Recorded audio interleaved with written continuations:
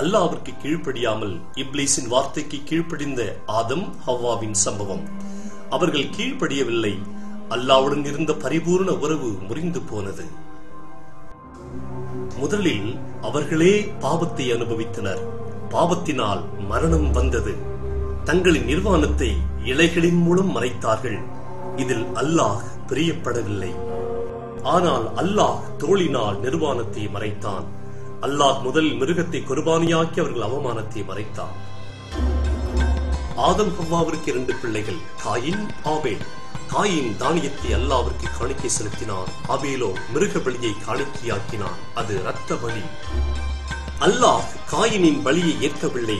ஆனால் ஆபேலின் குர்பானியை ஏற்றுக்கொண்டான். ஏன்? பாவம் அல்லாஹ்விடமிருந்து நம்மை பிரித்து மரணத்தை தரும். அதற்கு பரிகாரமாக ஒரு ஜீவன் தரப்பட வேண்டும். காயின் தன் பொறாமையினால் ஆபேலை கொன்றதனால் திரளான ஜனங்கள் இருளின் பாதாளத்திற்கு போகின்றனர். பல ஆண்டுகள் கடந்த நிலைமை மிகவும் மோசமானது. இந்த துனியாவில் நூகளையும் அவர்கள் குடும்பத்தையும் தவிர யாரும் வாழவே கூடாது என அல்லாஹ் நினைத்தான். அல்லாஹ் ஒரு பெரிய கப்பலை கட்டும்படி நூகை அழைத்தான். பெரிய கப்பல். இதை செய்து கொண்டே நூஹ் பயான் செய்தார். நாம் செய்த பாவங்களுக்காக கியாமத் நாள் வருகிறது. அல்லாஹ்வின் இரக்கத்தை பெற்று தப்பிக்க ஒரே வழி அந்த கப்பல். அவர்கள் நூகை அவமானமாக பேசி சிரித்தார்கள். ஜனங்கள் எதிர்பார்க்காத நேரத்தில் மழை அதிகமாய் பெய்து மதகுகளும் திறந்தது. வெள்ளம் ஒவ்வொரு மனிதனையும் மிருகங்களையும் அழித்தது. துனியா பாவத்தினால் அழிந்தது. கப்பலில் பாதுகாக்கப்பட்ட நூகளையும் அவர் குடும்பம் மற்றும் மிருகங்கள் மட்டும் மீட்கப்பட்டனர். பிறகு ஈமானின் தகப்பன் இப்ராஹிம் அலை வந்தார். அல்லாஹ் தன் மகனை குர்பானியாக்கும்படி இப்ராஹிம் நபியிடம் சொன்னார். இப்ராஹிம் இந்த கட்டளையால் கலக்கமடைந்தார். ஆனாலும் அவர் அல்லாஹ்விற்கு கீழ்ப்படிந்தார். அவர் தன் ஈமானை செயல்படுத்தி தன் மகனை மோரியா மலைக்கு கொண்டு போனார். ஆனால் இப்ராஹிம் தன் மகனை குர்பானி தரும்போது அல்லாஹ் அவரை தடுத்தார். அவரின் மகனுக்கு பதிலாக ஒரு மிருகத்தை கொடுத்தான். மிருகம் அவர் மகனுக்கு பதிலாக அவனை மீட்டு திரும்ப கொண்டு வந்தது. ரத்தத்திற்கு ரத்தம், ஜீவனுக்கு ஜீவன். 400 வருடங்கள் கழித்து அல்லாஹ் மூசாவை அனுப்பி எகிப்தில் உள்ள இஸ்ரவேலரை வழிநடத்தினான். எகிப்தின் ராஜா பார்வோனுக்கு இது பிடிக்கவில்லை. அதனால் 10 வாதைகளினால் அல்லாஹ் அவனை தண்டித்தான். கடைசி வாதியாக ஒவ்வொரு முதல் ஆண் பிள்ளையை கொல்லும்படி மரணத்தை தரும் மலக்கை அல்லாஹ் அனுப்பினான். மாறாக ஆட்டுக்கடாவை குர்பானி தரும்படி ஜனங்கள் சொல்லப்பட்டனர். தங்கள் வீடுகளின் வாசற்படியில் ரத்தத்தை பூச வேண்டும். மலக்கு ரத்தத்தை பார்த்தவுடனே வீட்டில் உள்ளவர்கள் குர்பானியால் மீட்கப்பட்டவர்கள் என்று அறிவான். யூதனோ எகிப்தியனோ அடிமையோ விடுதலை பெற்றவனோ அல்லாஹ்வின் கட்டளைக்கு கீழ்ப்படிந்தால் அவர்களின் பிள்ளை காப்பாற்றப்படும். இல்லை என்றால் மூசா அலை சொன்னபடியே அந்த இரவில் நடந்தது. எகிப்து முழுவதும் குர்பானை தராமல் அல்லாஹ்வின் இரக்கத்தை ஏற்காதவர்கள் மிகவும் அழுது புலம்பினார்கள். பிறகு ஜனங்களின் பாவ மன்னிப்பிற்காக மூசா அலை மூலம் அல்லாஹ் தௌராத்தை கொடுத்தான். பாவம் செய்தவன் குர்பானி மிருகத்தை இமாமிடம் கொண்டு வர வேண்டும். தன் கையை மிருகத்தின் தலையில் வைத்தால் தன்னுடைய பாவத்தின் தண்டனை மிருகத்தின் மேல் இறக்கப்படும். பிறகு மிருகம் குர்பானியாக்கப்படும். அதன் ரத்தம் சிந்தப்படும். அவன் பாவம் மூடப்படும். தாவூதும் மற்ற நபிகளும் மூசாவால் தரப்பட்ட தௌராத்தை பின்பற்றினர். மிருகத்தின் ரத்தம் மட்டும் ஒரு மனிதனின் பாவத்தை மன்னித்து மீட்குமா என ஆச்சரியப்பட்டனர். மாறாக எதிர்கால அடையாளங்கள் உண்டா? மசீகாக ராஜாவாக வரப்போகிறவரை தாவூத் முன்னறிவித்தார்.